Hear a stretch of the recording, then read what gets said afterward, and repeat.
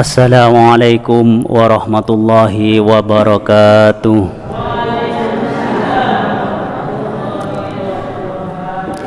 Alhamdulillahi rabbil alamin, wa bihi nasta'inu ala umurid dunya waddin, wa ala alihi wa sahbihi ajma'in, amma ba'd. Hadratal mukarramin wal muhtaramin, para alim, para ulama, para asatid, wabil khusus Jamaah Masjid Abdul Aziz Usman yang sangat saya hormati. Pertama-tama marilah kita panjatkan puji syukur kehadirat Allah Subhanahu wa taala, yang mana Allah telah melimpahkan rahmat beserta nikmatnya kepada kita semua, sehingga kita bisa bermujalasah di tempat yang sangat mubarak ini. Yang kedua kalinya, sholawatullah wassalamuhu, semoga senantiasa tercurahkan keharibaan baginda Rasulullah sallallahu alaihi wasallam yang selalu kita rindukan syafaatnya di dunia, terlebih lagi di akhirat nanti.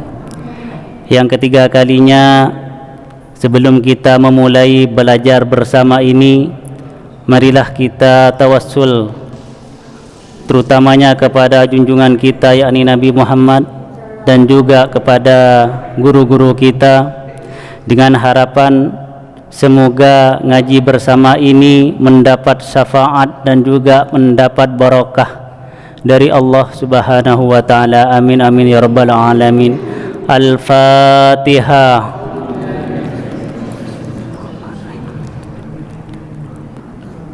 Iya, kenapa?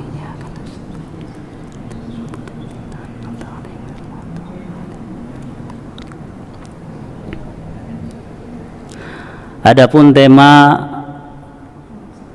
dalam belajar bersama ini pada malam ini yaitu tentang fardhohnya wudu. Adapun fardhohnya wudu itu ada 6. Yang pertama, niat. Yang dimaksud dengan niat adalah sesuatu yang dikatakan oleh hati atau perkataan hati yang bersamaan dengan pekerjaan, itu namanya niat. Kalau hati itu berkata tapi tidak bersamaan dengan pekerjaan, itu bukan namanya niat menurut syara, tapi maksud. Jadi ada perbedaan, bukan setiap perkataan hati itu dinamakan niat. Seperti wudu, niat wudu itu bersamaan dengan melaksanakan wudu, itu namanya niat.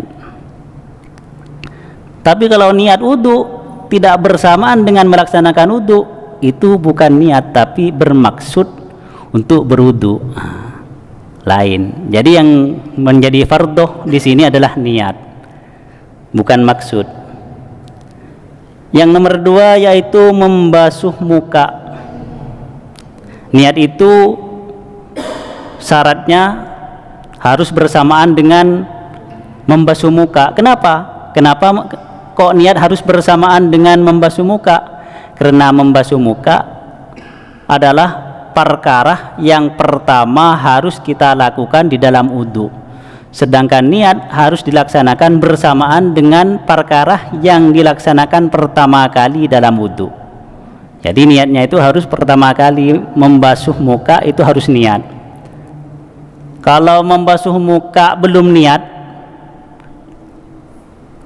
terus mendapat separuh umpamanya niat, maka yang belum diniati itu seperti halnya kita basuh dulu dari sini, kok belum niat, sampai sini niat, berarti yang di sini harus diulangi lagi, dibasuh lagi. Berarti yang dianggap sah itu yang sudah bersamaan dengan niat, gitu maksudnya. Adapun batasnya muka, kalau ke samping itu sampai ini tulang geraham.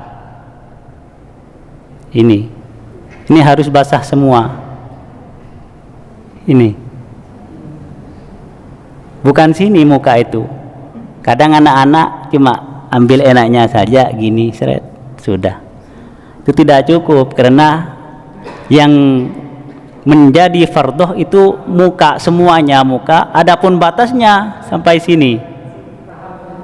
Gerahang, tulang gerahangnya, bukan gerahangnya. Kalau gerahangnya kan di dalam ini. Nah, adapun batas atas bawahnya yaitu jenggot. Jadi ini, kalau jenggot itu ini berarti dagu ini, bukan di sini.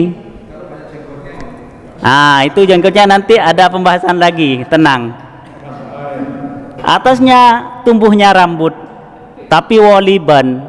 Di dalam kitab Fathul Qoribul Mujib ini dijelaskan waliban, yakni tempat biasanya tumbuhnya rambut. Tapi kalau botak, kan gitu. Pertanyaannya kan pasti gitu. Ya tetap biasanya rambut itu tumbuh di mana? Sini, ya sini. Gak apa langsung sini, ndak, gak harus ke sini. Atau ada orang yang rambutnya tumbuh sampai dahi, ya tetap harus dibasuh sampai ini. Soalnya dalam syara itu waliban, tempat tumbuhnya rambut, kebiasaannya tumbuhnya rambut ya kan ini. Yaitu dulu pernah Mas Eko menjelaskan setidaknya segini. Biasanya segini kan, dari alis itu yang dimaksud dengan biasanya tumbuhnya rambut. Yang ketiga, membasuh dua tangan sampai siku dua. Jadi dua tangan mulai di ini ujung sampai siku. Tapi saya pernah lihat ada orang wudhu sampai sini lah, ini kesalahan bahasa berarti. Iya. Nah, itu yang itu yada ini ilal kaffaini. Yang dimaksud kaffaini siku. Itu kalau batasnya tangan. Umpamanya gak punya tangan, tangannya putul kan, ada orang putul gitu, kecelakaan gitu, ya sisanya itu. Kalau memang tidak ada sisanya ya nggak usah. Umpamanya putulnya segini kan, ini sudah melewati batas dari wudhu, itu nggak usah. Tapi kalau masih segini, sisanya itu tetap harus dibasuh. Sikunya masih ada, itu ya harus dibasuh sikunya itu. Itu cara membasuh tangan. Yang keempat, membasuh, tapi di sini dalam bahasa Arabnya itu cuma mashu, bukan waslu. Jadi tidak harus basah kuyup gitu, ndak. Itu tapi menurut Syafi'iyah, jangan salah. Menurut Syafi'iyah itu cukup, pokoknya ada basah sebagian sirah itu sudah cukup.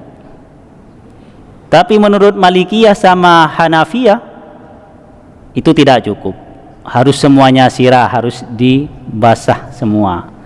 Tapi bukan disiram, tapi basah, maksudnya basah. Pokoknya tangannya itu basah, diusapkan ke sirahnya gini, itu sudah cukup. Gak harus disiram dah, digerocok yo. Atus saat ini. Makanya kalau amannya seperti keterangan yang pernah kita dengarkan, kalau kita melaksanakan umroh atau haji, sebaiknya bahkan seharusnya kita belajar tentang cara wudhunya Imam Hanafi saja. Karena kalau di Saudi Arabia sangat sulit kita tidak bersentuhan dengan lawan jenis. Sedangkan menurut Imam Syafi'i, bersentuhan dengan lawan jenis itu batal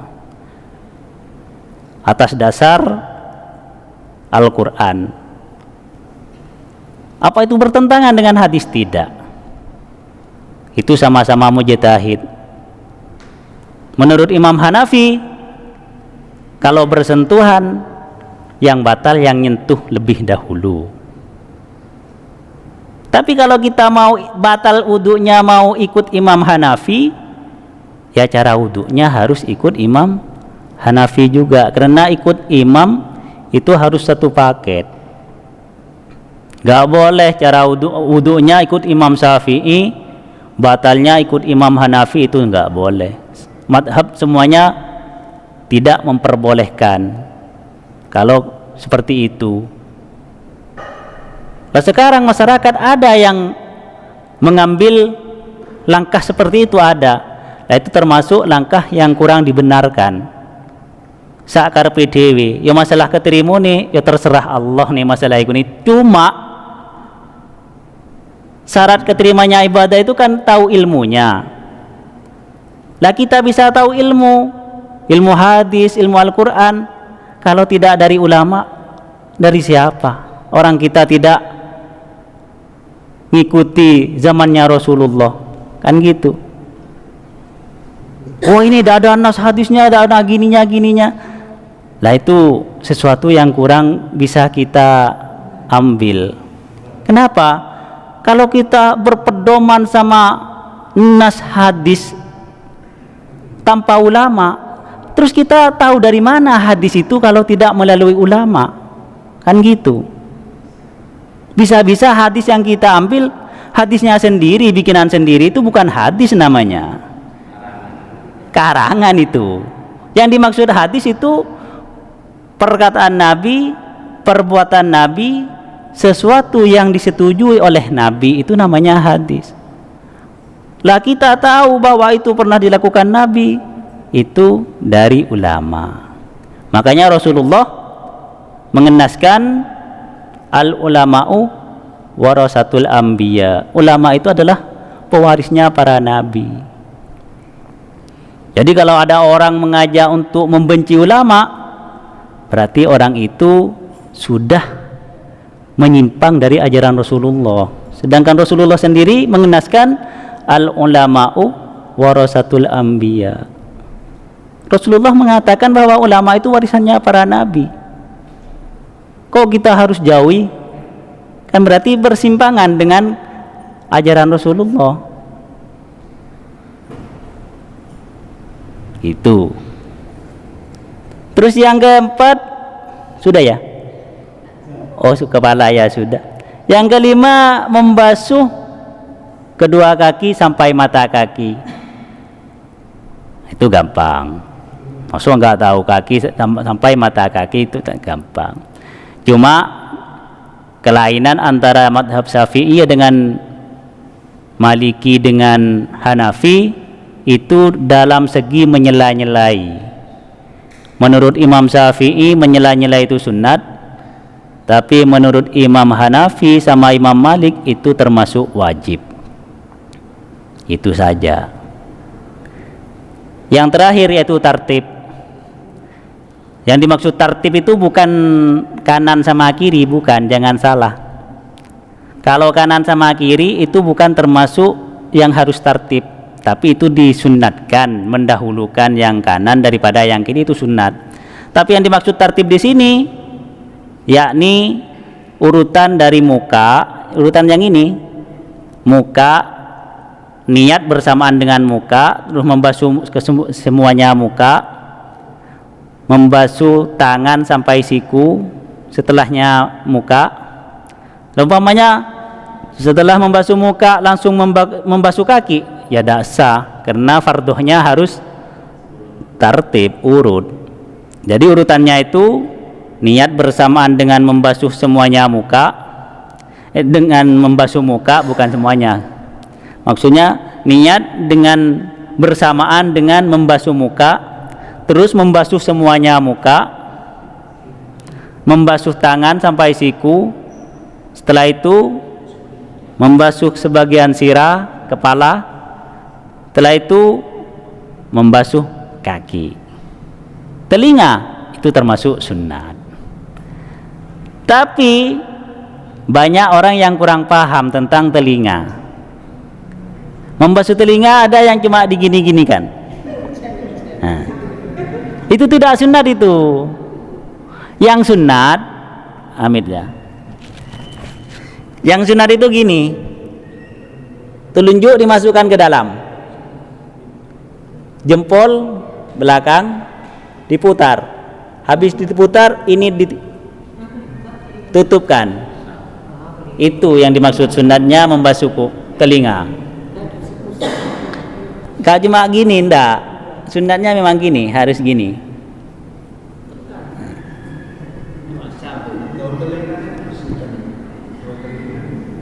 Ya bukan dibersihkan, cuma dibasahi gitu. Nah, setelah gini, seret, ininya ditutupkan. Jadi sunatnya itu maksudnya membasuh semuanya telinga, bukan cuma digini-ginikan. Nah sekarang yang banyak dipraktikkan di masyarakat itu cuma diginikan. Ya kalau gitu gimana kalau gitu? Wudunya sah, tapi tidak mendapat sunat membasuh telinga. Karena membasuh telinga cuma sunat. Semua madhab menyatakan itu sunat. Jadi setelah diputar itu ditutup dengan ininya. Itu sunatnya gitu yang diajarkan dalam syariat seperti itu. Ya banyak, nanti mungkin pertemuan yang akan datang kita bahas sunatnya wudu. Biar yang sininya ini yang tidak kena, itu kan kalau kita tutup gini kena. Gini, nah ini dimasukkan ke dalam ya. Ini kan, yang ini kan iya. Kalau mau diulang 3 kali itu sunat lagi, jadi nanti sunatnya dapat double. Jadi gitu lagi, seret 3 kali. Kalau mau diulang 3 kali, karena membasuh 3 kali setiap anggota itu juga disunatkan.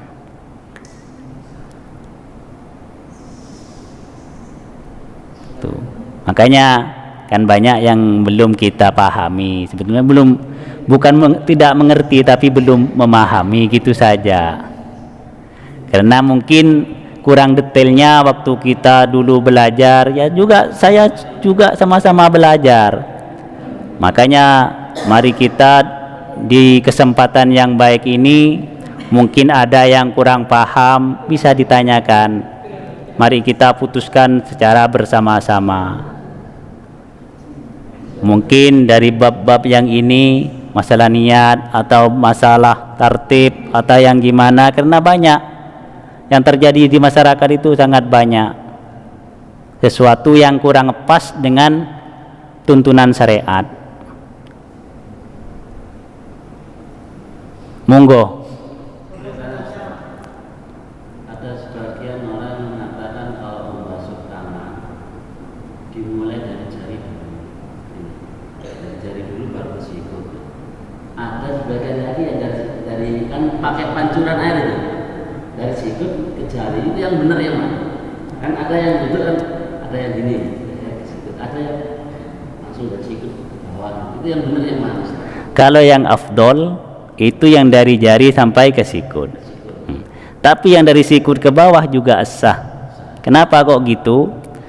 Karena pemahaman ulama memang di dalam Al-Quran itu kan minal yadaini ilal mirfaqaini, jadi dari tangan ke siku kayak gitu. Tapi pemahaman ulama itu bukan harus memulai, ada yang gitu. Dalam Al-Quran yang dijelaskan itu adalah batasnya tangan, bahwa batasnya tangan dari sini sampai sini yang harus dibasuh. Jadi membasuh dari sini juga sah, karena pemahaman saja yang dimaksud minal yadaini ilal mirfaqaini gitu. Jadi kalau yang bilang tidak sah itu kayaknya terlalu.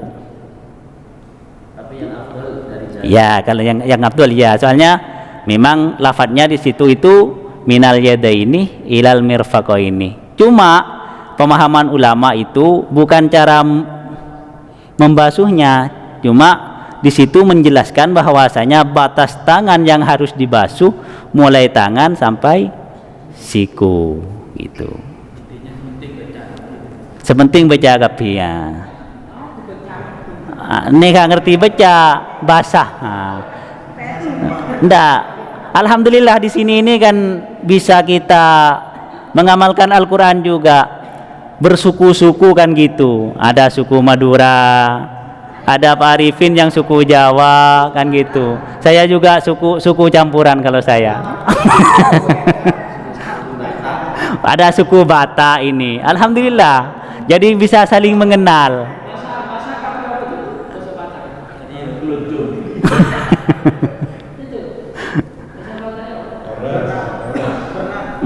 Mumpung masih kita berkumpul, mungkin ada yang kurang paham, mari kita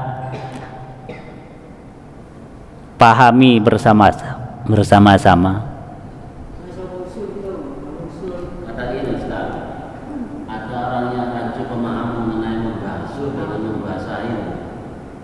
Itu yang ada orang ada yang kurang paham.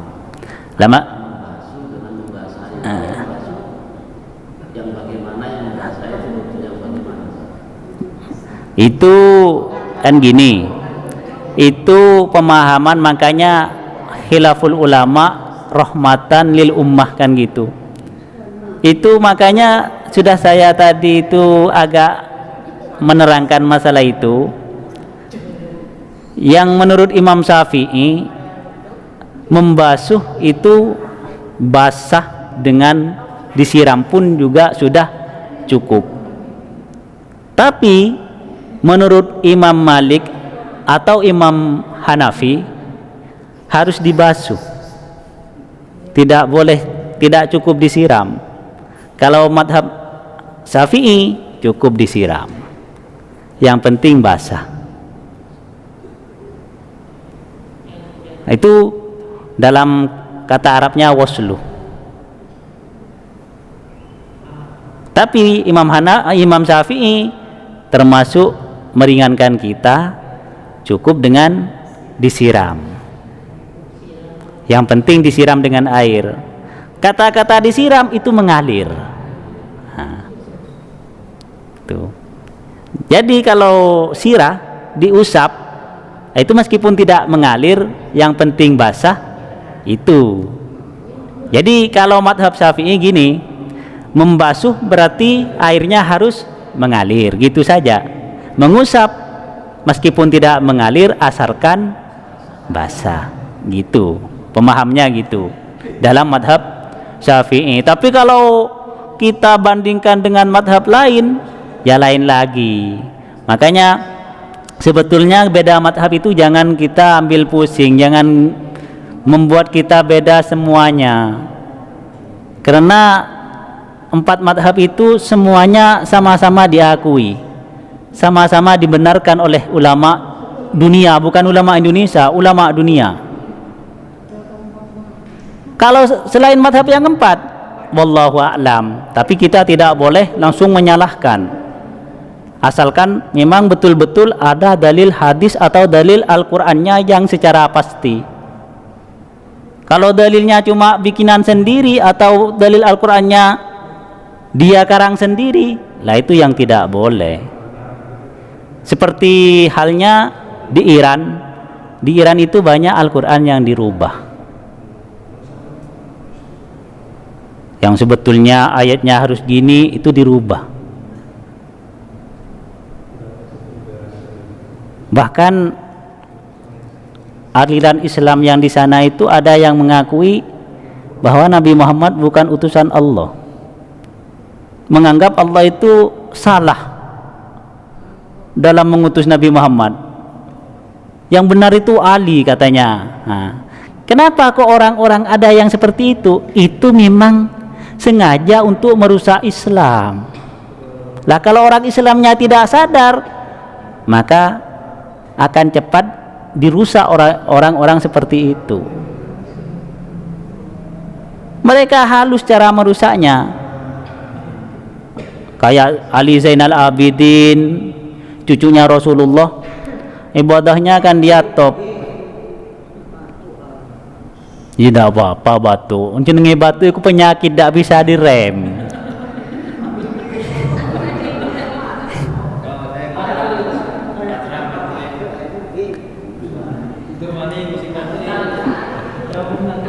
Monggo, mungkin ada yang mau dibicarakan atau ditanyakan.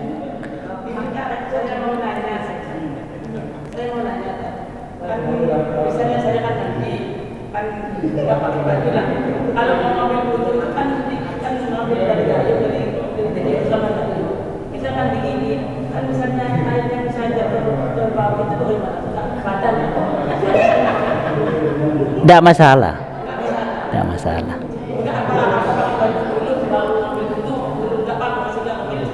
Sebetulnya dalam syariat mengambil wudu dengan telanjang bulat kan gitu, itu termasuk makruh. Tapi bukan sampai batasan batal atau haram, bukan, makruh. Karena mengambil wudu itu kan istilahnya sesuatu ibadah. Ibadah kambe telanjang bulat kan ngono. Cuma yo kakean gini wis atus ya wis ngono.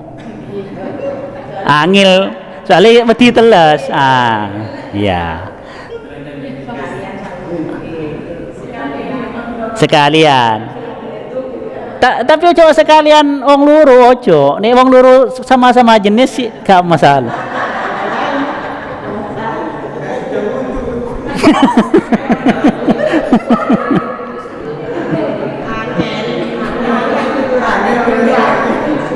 Lah kemarin-kemarin kan ada yang nanya gimana kalau wudhu berdua kan gitu kan, ada itu. Kalau wudhu berdua lah itu ya apa terusan? Yo ya gak apa-apa, cuma ngatur atau kuno situ kuno gak apa-apa.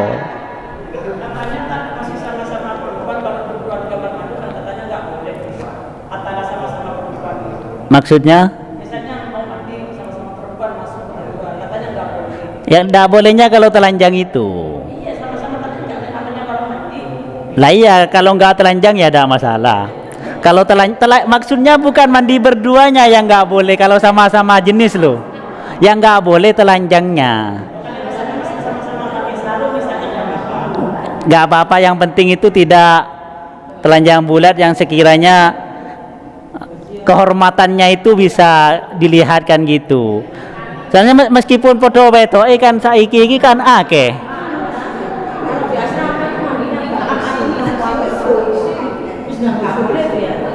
Kalau ya itu tadi, kalau tidak telanjang tidak masalah. Yang nggak boleh telanjangnya itu. Soalnya melihat auratnya orang lain meskipun sesama jenis itu tidak boleh. Kecuali yo anaknya si cilik ngono gak masalah. Jeneng anak cilik ya apa. Tapi anak cilik maksudnya ini ngetusi anak. Ini anak roto gede meskipun belum balik. Yo ini ibu cok telanjang. Berarti di kandang nang dulu nang tonggoengku. Aku mau atuh sampai ibu ngono. Dah kan ada, anaknya sudah agak besar gitu, terus mandi bareng kan gitu. Lah itu tidak boleh telanjang bulat. Kalau telanjang nanti bisa kehormatannya sampean itu disebarluaskan kan gitu. Soalnya anak kecil kan jujur. Saya sering dapat bocoran dari anak kecil itu sering. Saya sendiri sering dulu, sekarang enggak.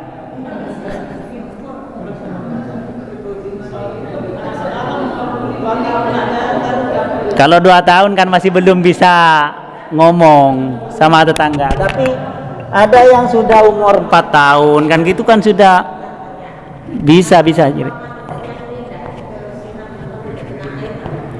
Mananya? Belakang. Enggak, masalahnya batasnya muka itu cuma sampai sini. Dari telinga ini kalau sampingnya telinga ini sampai ini. Ini yang harus basah. Ini. Kalau lebih dari ini enggak usah basah. Tapi yang sunat itu melebihi sedikit gitu. Jadi enggak usah. Ya tadi itu kalau telinga yang disunatkan itu cuma gini saja, memutar terus nutup. Enggak sampai gini, enggak. Lain halnya dengan mandi besar. Kalau mandi besar harus semua.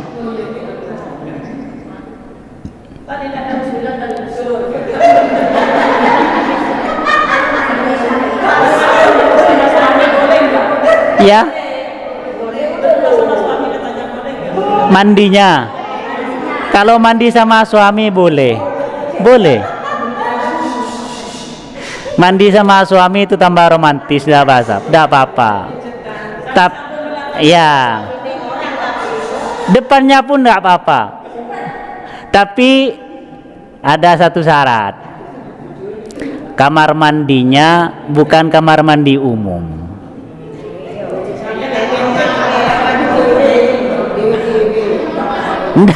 Enggak ada. Ada masalahnya, saya bilang karena ada. Saya itu pernah dengar, enggak ngintip, enggak denger. Itu saya bilang biar saya enggak dibilang ngintip ya. Saya kan rumah saya dulu itu Indrosono Gang 1. Ini yang melakukan ini Gang Buntu, tapi saya enggak bilang orangnya. Itu Komanten Anyar. Nah, lah itu kok mandi bareng kok di tempat mandi, bukan di tempat umum, tempat kamar mandinya itu umum gitu loh. Ada kok, ada. Terlalu romantis kalau gitu, nggak boleh. Nah, sing ngenteni iku sing garai kasih tau atu sengko, mulai maning kok. Penasaran masalah, yo opo ae nang jero iki kan ngono. Si aku tak mulai sik ngono kok akhirnya. Kalau kamar mandi pribadi di rumah sendiri nggak apa-apa, itu tambah bagus itu. Malah itu yang bisa setia selalu itu. Enggak, soalnya saya dapat masukan.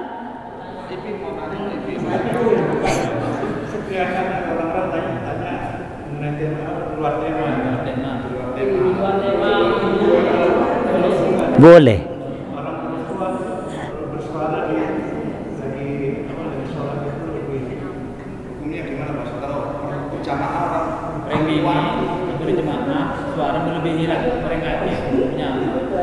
Kalau jadi makmum. Kalau jadi makmum itu kalau baca surat gitu atau baca Fatihah gitu ya. Itu dengan keras gitu. Baik perempuan maupun laki-laki itu hukumnya makruh karena bisa mengganggu sama yang di sebelahnya. Kalau disengaja untuk mengganggu, haram. Kalau sengaja kak popo cek bising kabeh iki, itu haram karena mengganggu orang sholat itu tidak boleh.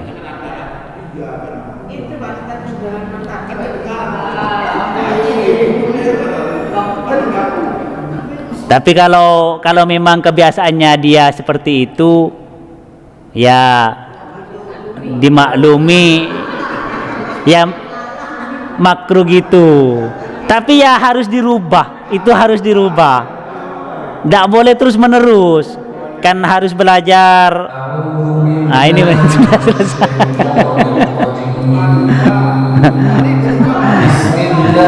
Ya semoga ada manfaatnya. Semoga kita bisa bertemu kembali atau diberi panjang umur. Al-Fatihah.